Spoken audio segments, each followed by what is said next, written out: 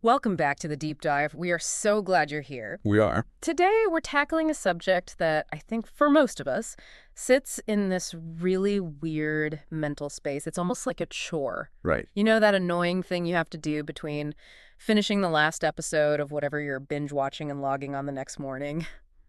We are talking about sleep. And before you think, oh, I know this, get 8 hours. Just pause for a second. Yeah. Because if there's one thing the stack of research we're looking at today proves, it's that just getting 8 hours is a massive, massive oversimplification. It really is. In fact, focusing only on that number might be exactly why so many of us still feel completely exhausted. And we have a serious stack today. We've got a consensus statement from the American Academy of Sleep Medicine. A huge one. A massive, 400-page report from the NIH on sleep disorders, some really cutting-edge genetic research out of Harvard. And that 2021 study, the Island study, which completely flips the script on how age affects sleep, we have to get into that one. We do. And the big headline from all of this is that sleep isn't passive. It's not just powering down. No, it's an incredibly active, biologically expensive process. I mean, think of it less like parking your car for the night. Right. And more like taking it into the shop for a full engine rebuild every single night. And if you skip that rebuild, well, eventually parts start flying off while you're driving down the highway. Exactly. Yeah. So today we're going to move way past the, drink chamomile tea advice. Yeah. Our mission is to look at the mechanisms.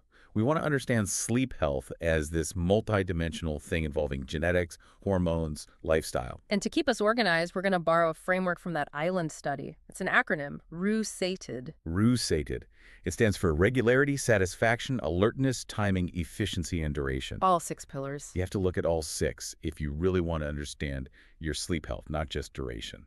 Okay, but let's start with duration because it is the one everyone obsesses over. The AASM, they reviewed, over 800 articles for this? What's the final word? For adults, the sweet spot, the biological requirement for that engine rebuild is 7 to 9 hours. 7 to 9. But the context here is everything. For a newborn, it's 14 to 17 hours.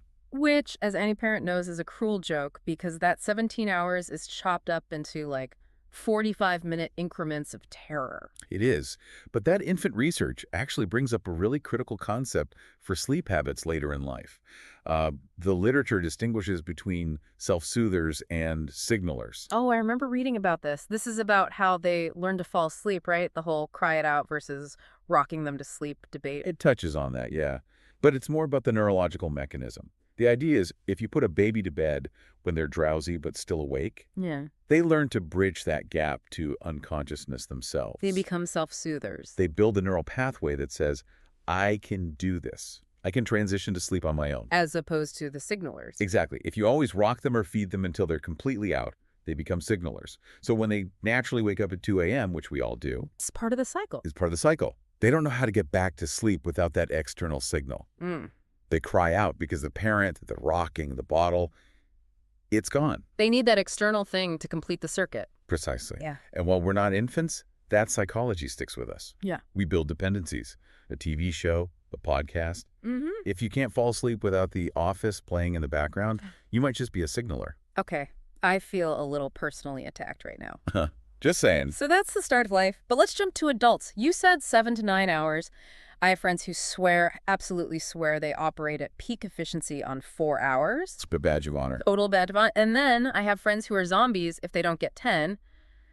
Is that just preference or is that hard biology? It is largely biology. And this is where that Harvard genetics research gets so fascinating. We used to think being a morning person or a night owl was, a personality trait. Right. Discipline versus laziness. But it's not. It's about the speed of your internal clock, your suprachiasmatic nucleus. The suprachiasmatic nucleus? That sounds like a spell from Harry Potter. It does. But it's this tiny region in your brain. For most of us, that clock runs a bit longer than 24 hours. But for larks, morning people, their clock actually runs faster than 24 hours. So they finish their day early? Their body is screaming, it's nighttime, way before the sun goes down. And the owls? Blair o'clock. Much slower. So at 11 p.m., their biological clock thinks it's still the middle of the afternoon. It's not a lack of discipline, it's just a misalignment between their biology and society's 9 to 5 schedule. That is vindication for night owls everywhere. It's not that I don't want to go to the gym at 6 a.m. My brain literally thinks it's 3 a.m. Pretty much. But what about those short sleepers, the ones who claim they don't need it? So the Harvard source confirms there is a genetic mutation. It's real, but it allows a very, very small slice of the population, Like, how small? a fraction of 1%, to function perfectly on 4 or 5 hours. They are, true mutants in the X-Men sense of the word. But statistically speaking, the person bragging at work about their 4 hours. Statistically, no. They are almost certainly just habituated to chronic sleep deprivation. They've forgotten what fully rested even feels like. They're at 80% capacity and think it's 100%. Okay, but here's the curveball from the Sleep Heart Health study. We always talk about the dangers of too little sleep, but they found a U-shaped curve. Yes, the U-shaped curve. What does that mean? The risk goes up on both ends. Exactly. Your mortality risk spikes if you sleep less than 5 hours, for Oh. sure. But it also goes up significantly if you regularly sleep more than 9. Wait, really? Sleeping too much is also bad for you? It's associated with higher risks of diabetes and cardiovascular problems, yeah. That seems so counterintuitive. Can you, overdose on sleep? It's probably not the sleep itself that's toxic. The thinking is that excessive sleep is a marker. It's a symptom that the system is inefficient or there's some underlying inflammation or disease. So your body's trying to repair something, but it's not working, so it just keeps you under for longer. It's a warning light. It's a warning light, exactly. It's not that 10 hours of sleep is killing you. It's that the need for 10 hours means something else might be wrong. That is a crucial distinction. Okay, so let's get into the why. When we don't get this sleep, what is physically breaking? That NIH report was pretty terrifying on the metabolic front. It's alarming. If you really want to understand why sleep loss drives obesity, you have to look at 2 hormones, leptin and ghrelin. I always mix these up. Okay, easy way to remember. Leptin is the leave-it hormone. It tells your brain you're full. Leave it, leptin. And ghrelin is the gremlin. It makes you hungry. It stimulates your appetite. Ghrelin the gremlin. Got it. I like that. So when you're sleep deprived, leptin crashes and ghrelin spikes. So your stop sign disappears and your go sign lights up in neon green. And your body is chemically screaming at you to eat more. And not just anything. Simple carbs, sugar, all the stuff you're trying to avoid. Your brain wants quick energy, but it gets worse. Even if you fought the cravings and ate a healthy salad, your body processes it differently. This was the study with the healthy males, right? This one blew my mind. Yes. They took healthy young men, peak physical condition, and restricted them to 4 hours of sleep for just 6 nights. Less than a week. At the end of that week, their glucose clearance, how fast they process sugar, was 40% slower. 40%. That's massive. They were showing signs of impaired glucose tolerance that looked like prediabetes from one bad week of sleep. It basically gives you a temporary pre-diabetic state. That completely reframes the whole all-nighter culture. You are literally giving yourself temporary diabetes. That you're putting immense strain on your heart. With something like obstructive sleep apnea, there's a direct causal link to hypertension. Because you stop breathing, your body panics. And it shoots adrenaline into your system to wake you up just enough to take a breath. So your blood pressure spikes. All night long. Oh. And eventually, that temporary spike at night becomes sustained high blood pressure during the day. Your system never gets a break. Speaking of sustained risks, the AASM statement had this really specific, very dark warning about teenagers. And as a parent, this one hit hard. Yes, this is a critical point. We often just dismiss tired teens as being, grumpy or typical. Right. But the data is clear. Insufficient sleep in adolescence is specifically associated with an increased risk of self-harm, suicidal thoughts, and suicide attempts. So it's not just an attitude problem, it's a mental health crisis fueled by biology. The emotional regulation centers of the brain simply cannot function without that nightly rebuild. When you deprive a developing brain of that, emotional resilience just shatters. We've touched on apnea, but the NIH report says, 50 to 70 million Americans suffer from sleep disorders? It's a huge number. And the scariest stat was that 80 to 90% of sleep apnea cases are undiagnosed. 80 to 90%. Why is it missed so often? Because the symptoms, snoring, being tired during the day, are just so normalized. Yeah, we joke about it. It's a sitcom trope. Yeah. But there's a physical marker, the notes pointed out, that's actually really useful. Neck size. Neck size? You mean like the collar size on your dress shirt? Exactly. A large neck circumference is a better predictor of apnea than total body obesity. It just points to crowding in the airway. If you've got a thick neck and you snore, the mechanics of your throat are probably collapsing at night. That's a very concrete thing people can check. What about insomnia? The sources described it differently than I expected. It's not just staring at the ceiling. That's the symptom. The clinical definition is a state of hyperarousal. It's a 24-hour problem. So you're not just awake, you're wired. Exactly. Your stress response system is stuck in the on position. You're pumping out cortisol even when you're exhausted. That's why just relax is the worst advice you can give an insomniac. Physiologically, they can't. And then you have the weird stuff, the parasomnias. Sleepwalking, talking, and REM sleep behavior disorder. This one is rare, but it's really significant. Yeah. Normally, when you dream, your body is paralyzed so you don't act it out. It's a safety feature. In this disorder, that paralysis fails. So you're acting out your dreams. You might punch, kick, jump out of bed because you are literally fighting a dragon. That sounds dangerous for your partner. It is, but the deeper danger is what it signals. Yeah. This can be an early warning sign of neurodegeneration, specifically Parkinson's disease, sometimes years, even a decade before the tremors start. Wow. So the sleep system is like the canary in the coal mine for the brain. It really is. Okay, let's shift gears. We've covered the scary stuff. Let's talk lifestyle. I want to look at this 2021 Island study because it had some findings that were, well, some were surprising and some honestly made me laugh. The Island study is great. Over 3,000 people. And the biggest shock was about age. Right. The common wisdom is you sleep worse as you get older. Grandma's always up at 4 a.m. That's the stereotype. But the data show the opposite. Older adults, 55 plus, they reported the highest sleep health scores. Young adults reported the worst. Wait, so the 20-somethings are actually sleeping worse than the retirees? Based on the multidimensional Reusated score, yeah. It's likely about control and regularity.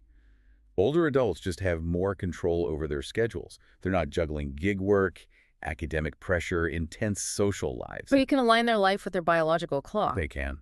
Speaking of social pressure, let's talk about the pet paradox. This was the finding that made me chuckle. Yes. So for young adults, owning a pet was inversely related to sleep health. Meaning, if you're 25 and you get a dog, your sleep tanks. It tanks. Right. Which makes sense. You're in a small apartment, the puppy's whining. You're up at all hours. Exactly. But here's the paradox.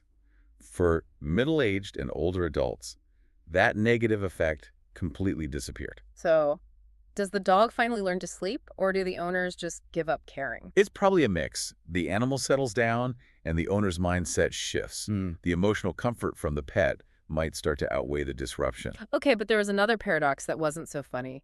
Reading. This one is tricky. Reading is supposed to be the gold standard, right? Put down the phone, pick up a book. Oh. And for young and middle-aged adults, it worked. More reading meant better sleep. But for older adults, reading was associated with worse sleep. That feels like a betrayal of every sleep hygiene tip ever. Why? Well, the researchers suspect it's not the act of reading, but the method. Ah, the blue light from an e-reader or a tablet? That's one theory. The blue light suppresses melatonin. Or it could just be eye strain. If you're straining to read small print in a dim light, you aren't actually relaxing. And one thing that was not nuanced at all for the older group was sitting. Right. Sedentary behavior. For older adults, the amount of time spent sitting during the day was the single strongest predictor of poor sleep at night. So if you want to sleep when you're 70, you have to move when you're 70. Movement builds sleep pressure. Without it, you get fragmentation. You might fall asleep fine, but you won't stay asleep. That brings us perfectly to quality. We've talked about quantity, but I want to circle back to the other letters in Reusated. Specifically, efficiency. Yes. This is a simple math equation. Time asleep divided by time in bed. And you want that number to be high. You want it to be at least 85%. If you're in bed for 8 hours, but you spend an hour scrolling on your phone and then wake up for 30 minutes in the middle of the night, your efficiency is tanking. You're only getting 6.5 hours of sleep in an 8-hour window. And that mismatch confuses your body about when the engine rebuild is supposed to happen. And what about satisfaction? That seems subjective. It is, but it's valid. Do you feel refreshed? This is linked to sleep onset latency, how long it takes you to fall asleep. The healthy benchmark is about 20 minutes. See, I always brag that I can fall asleep in, like, 2 minutes. I thought that was a good thing. No, actually. Yeah. If you hit the pillow and you're out cold in 90 seconds, that's a sign of severe sleep deprivation. Your body is crashing. It's like fainting from hunger. Exactly. And on the flip side, if it takes 2 hours, that's the hyperarousal of insomnia. So you're aiming for that Goldilocks zone. Lie there for a bit, let the mind settle, and drift off. That's the sign of a healthy sleep drive. So pulling this all together, we have the Are You Sated framework, we have the biology, the genetics. What's the big synthesis here for our listeners? I think the biggest takeaway is to stop viewing sleep as some negotiable lifestyle choice. It's biological imperative. It's not a luxury. It is the foundation of your metabolic health, your mental stability, your long-term cognitive function. It's not about being lazy. It's about being functional. And while we can't change your genetics, we can't speed up or slow down that clock in our brain, we have a lot of levers we can pull. We do. We control light exposure, caffeine timing, sedentary behavior, that late-night doom scrolling. You can't change your genes, but you can absolutely change your environment to support them. It really feels like the move is to stop obsessing over the number 8 and start looking at the quality of the engine rebuild. Precisely. Are you efficient? Are you regular? That's what really matters. I want to leave our listener with one final thought, and it connects back to that short sleeper mutation we talked about. The genetic elite. The elite, right. I think a lot of us walk around thinking, oh, I'm fine on 6 hours. I'm just efficient. I'm special. We convince ourselves we've hacked the system. And the science suggests that's almost certainly a delusion. That's the hard truth. You probably aren't part of that genetic elite. You are likely just so habituated to chronic performance degradation that you've forgotten what fully rested actually feels like. So the question to ask yourself is, are you actually functioning at a high level, or are you just running on stress hormones and caffeine, slowly doing metabolic damage you can't even see yet? That is the question to ask yourself the next time you think about staying up for just one more episode. On that cheerio, go get some sleep. Thanks for listening to The Deep Dive.